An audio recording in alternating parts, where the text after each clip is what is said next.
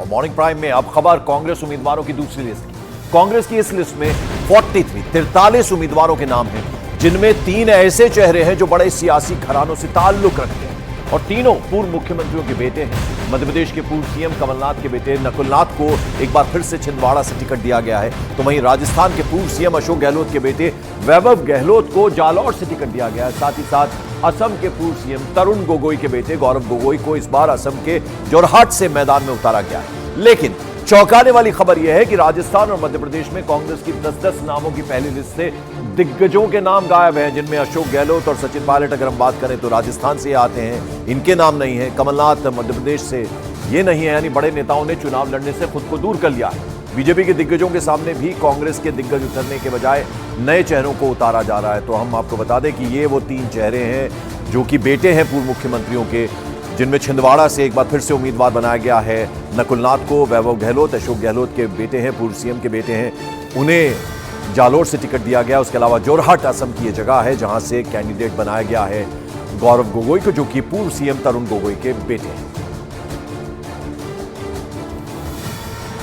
थे उनको पार्टी ने मौका दिया है और 10 साल से जो भाजपा के सांसद हैं और उनकी पूरी रिपोर्ट कार्ड हमारी जनता के सामने है। 10 सालों में 25 सांसदों ने क्या किया क्या नहीं किया, और ये चुनाव जो है परफॉर्मेंस पे, सरकार की गवर्नेंस पे और 10 साल की रिपोर्ट कार्ड पर लड़ा जाएगा।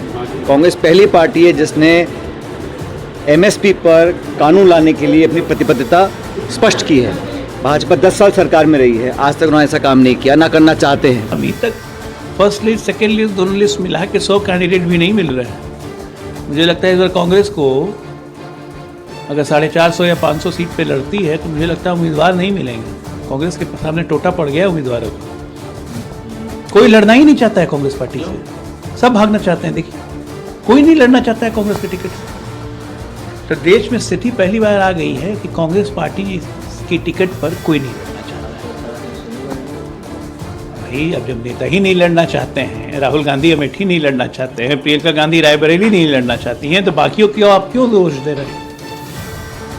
तो लोकसभा चुनाव में बीजेपी को मात देने का दावा करने वाली कांग्रेस की दूसरी लिस्ट भी सामने आ गई, जिनमें 6 राज्यों की 43 सीटों पर उम्मीदवारों का ऐलान किया गया है। मध्य प्रदेश की 10 सीटों पर उम्मीदवारों के नाम भी शामिल है, लेकिन मध्य प्रदेश कांग्रेस के बड़े नेताओं का नाम इस लिस्ट से गायब है, नदारद है।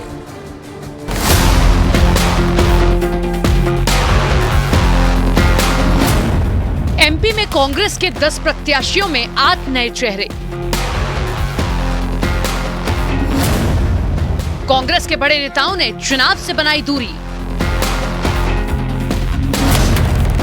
कमलनाथ और दिग्विजय सिंह नहीं लड़ना चाहते चुनाव। ऐसा कोई प्लान नहीं है, मैं छिंदवाड़ा किसी हालत में नहीं छोड़ूंगा। ये बयान है मध्य प्रदेश के पूर्व मुख्यमंत्री और कांग्रेस के बड़े नेता कमलनाथ का, जो जबलपुर से चुनाव लड़ेंगे के सवाल पर कह रहे हैं कि वो छिंदवाड़ा को किसी हाल में भी नहीं छोड़ेंगे। लेकिन कांग्रेस उम्मीदवारों की दूसरी सूची में छिंदवाड़ा से नकुलनाथ को मैदान में उतारा गया है, जो कमलनाथ के बेटे हैं और दूसरी बार यहाँ से चुनाव लड़ने जा रहे हैं। सियासी गलियारों में पिछले कई दिनों से ऐसी चर्चा है कि कमलनाथ को जबलपुर से मैदान में उतारा जा सकता है, लेकिन उनके इस बयान से तो ऐसा लग रहा है कि उनका चुनाव लड़ने का कोई इरादा ही नहीं है।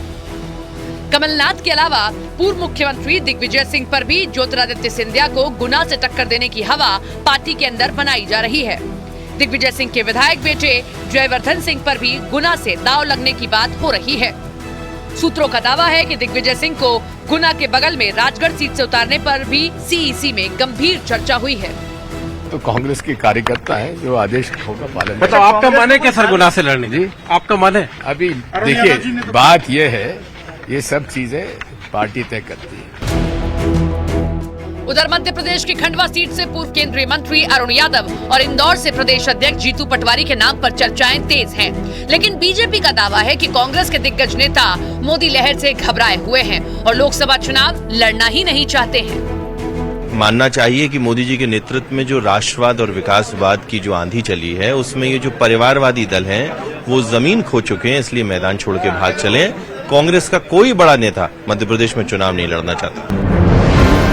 पिछले साल हुए मध्य प्रदेश विधानसभा चुनाव में कांग्रेस को करारी हार मिली थी। इसके बाद पार्टी में भगदड़ मची हुई है। सुरेश पचौरी जैसे बड़े नेता पार्टी छोड़कर जा चुके हैं। ऐसे में जमीनी स्तर पर कार्यकर्ता का मनोबल भी गिरा हुआ है। हालांकि कांग्रेस के नेता कुछ और ही दावा कर रहे हैं। अरुण यादव जी ने तो रिकॉर्ड पे कहा है कि वो गुना लोकसभा के लिए तैयार है सिंधिया जी के खिलाफ लड़ने के लिए। भारतीय जनता पार्टी दुष्प्रचार करती है कि कांग्रेस के नेता पीछे हटते हैं। कांग्रेस के नेता अंग्रेजों के सामने पीछे नहीं हटे तो इस बीजेपी के सामने क्या हटेंगे। मध्य प्रदेश में बीजेपी जहां लोकसभा चुनाव की तैयारियों में दिन रात एक कर रही है, वहीं कांग्रेस कहीं दिखाई ही नहीं दे रही है। और भोपाल से लेकर दिल्ली तक के नेता मध्य प्रदेश में कांग्रेस की स्थिति से वाकिफ है।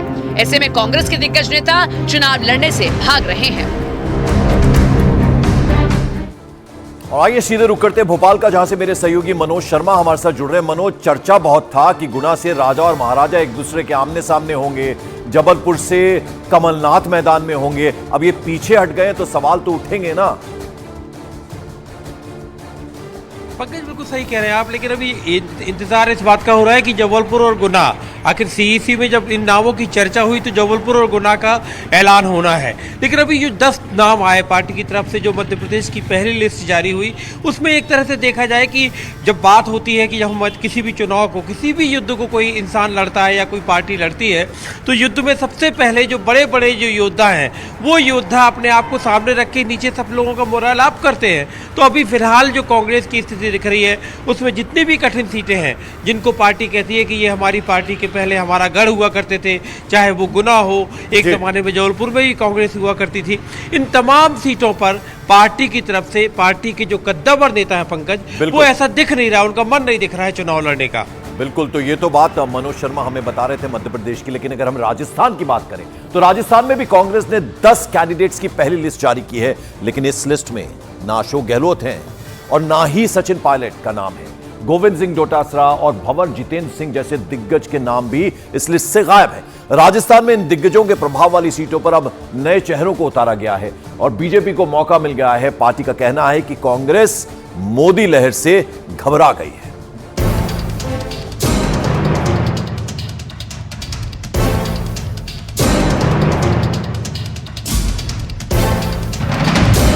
राजस्थान में जोधपुर सीट पर इस बार केंद्रीय मंत्री गजेंद्र सिंह शेखावत के सामने कांग्रेस ने नया चेहरा करण सिंह ऊंचियाड़ा को उतारा है, जबकि 2019 में उनके सामने पूर्व मुख्यमंत्री अशोक गहलोत के बेटे वैभव गहलोत थे।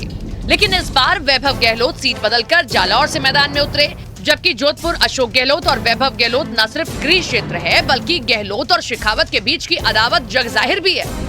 यह सभी लोकप्रिय प्रत्याशी अपने अपने लोकसभा क्षेत्रों से भारी बहुमत से जीत करके संसद में जाएंगे।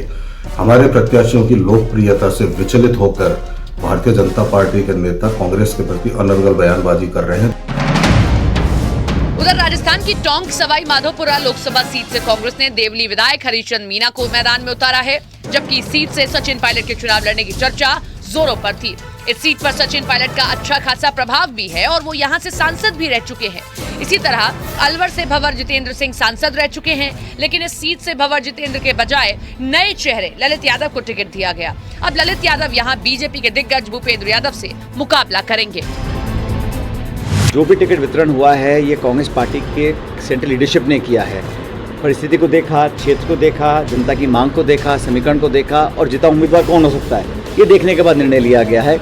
जो भी जहां से चुनाव लड़ रहा है पूरी मजबूती से लड़ेगा। कांग्रेस पार्टी एकजुटता से चुनाव लड़ेगी और सफलता हासिल करेगी। इधर बीजेपी का आरोप है कि राजस्थान में कांग्रेस का कोई भी बड़ा नेता चुनाव लड़ना ही नहीं चाहता है और हार के डर से सब भाग खड़े हुए हैं। इसीलिए कांग्रेस की तरफ से डमी कैंडिडेट को उतारा जा रहा है। कांग्रेस में इस वक्त प्रधानमंत्री मोदी जी के नाम से और भारतीय जनता पार्टी को लेकर खौफ है, भय का वातावरण है और एक भगदड़ सी मची हुई है। कुछ नेता कांग्रेस छोड़ने को आतुर है, तो अधिकतर बड़े नेता चुनाव लड़ने से डर रहे हैं। कांग्रेस सूत्रों का दावा है कि पार्टी हाईकमान दिग्गज नेताओं को राजस्थान में चुनाव लड़वाना चाहती थी, लेकिन राजस्थान के दिग्गज खुद चुनाव लड़ने के मूड में नहीं है। यही वजह है कि 10 सीटों वाली राजस्थान की पहली सूची में ज्यादातर नए चेहरे उतारे गए। अभी 15 सीटों पर उम्मीदवारों की घोषणा बाकी है। देखना है कि क्या कांग्रेस इन बची सीटों पर दिग्गजों को चुनाव लड़ने के लिए मना पाएगी या नहीं। Bhavani Singh, Jaipur, news 18 India. और भवानी सिंह मेरे सहयोगी जयपुर में इस वक्त मौजूद है। अशोक गहलोत, सचिन पायलट, गोविंद सिंह डोटासरा और भंवर जितेंद्र सिंह बड़े नाम हैं। जो लीडर्स होते हैं वो फ्रंट फुट पर खेलते हैं या बैक फुट पर नजर आ रहे हैं, कारण क्या बता रहे हैं भवानी? देखिए पंकज, एक तो राजस्थान में कांग्रेस की स्थिति देखिए कि 2014 के अंदर 25 सीटें बीजेपी जीती, 2019 में 25 सीटें लोकसभा की बीजेपी जीती, यानी कि काफ़ी मुश्किल स्थिति में। ऐसे वक्त में जब इस बार चुनाव लड़ रहे हैं तो बड़े नेताओं को फ्रंट फुट पर खेलने की सबसे ज़्यादा ज़रूरत है। और पार्टी हाईकमान ने चुनाव की घोषणा से पहले भी काफ़ी कोशिश हो रही थी कि राजस्थान में बड़े नेता चुनाव में मैदान में उतरे। जी, टोंक सीट जहां पर सचिन पायलट का काफ़ी प्रभाव माना जाता है, सचिन पायलट नहीं उतरे। और इसी तरीके से आप देखिए अशोक गहलोत और बड़ी जद्दोजहद चलती रही गजेंद्र सिंह शेखावत के बीच में, वहां पर भी चुनाव नहीं लड़े। बेसिक वजह जो सबसे बड़ी जो नज़र आ रही है, जो पार्टी के अंदर अंदरूनी लोगों का कहना है कि कहीं न कहीं इनको लग रहा था कि ऐसा होता अगर चुनाव हारता हैं तो बड़े नेताओं को छवि को लेकर नुकसान होता, इसीलिए इन्होंने एक तरह से जो दूसरे दर्जे के नेता हैं उनको चुनाव मैदान के अंदर उतारा। बिल्कुल भवानी, और ऐसे में कहीं ना कहीं बीजेपी को अब मौका मिल गया है। बीजेपी कह रही है कि मोदी लहर से डरे हुए तमाम दिग्गज नेता। बहुत बहुत शुक्रिया हमारे साथ जुड़ने के लिए।